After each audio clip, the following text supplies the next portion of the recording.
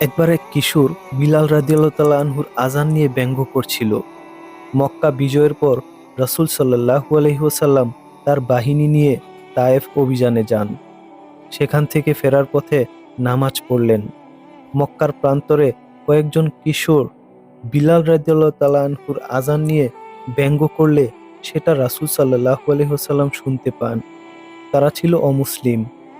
তিনি নামাজ শেষ করে তাদেরকে ডাকলেন, জিজ্ঞাসা করলেন, কে আজান দিয়েছ? আবার আজান দাও। তারা ভয়ে ততস্থ। একজন ভয়ে ভয়ে আজান দিলেন। রাসূল সাল্লাল্লাহু আলাইহি ওয়াসাল্লাম তাকে সুন্দরভাবে আজান দেওয়া শিখালেন। এর আগে রাসূল সাল্লাল্লাহু আলাইহি ওয়াসাল্লাম কখনো কাউকে আজান দেয়া শিখিয়েছেন বলে জানা যায় না। আজান শেখানোর পর তাকে কিছু দিনার দিরহাম দিলেন। কিশোরের কণ্ঠস্বর ছিল সুমধুর। তার কপালে বুকে হাত রেখে রাসূল সাল্লাল্লাহু আলাইহি ওয়াসাল্লাম দোয়া করেন।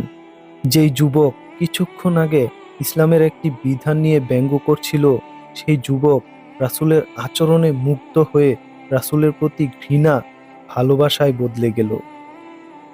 সে অনুরোধ করল তাকে যেন মক্কার মুয়াজ্জিন হিসেবে নিয়োগ দেওয়া হয়।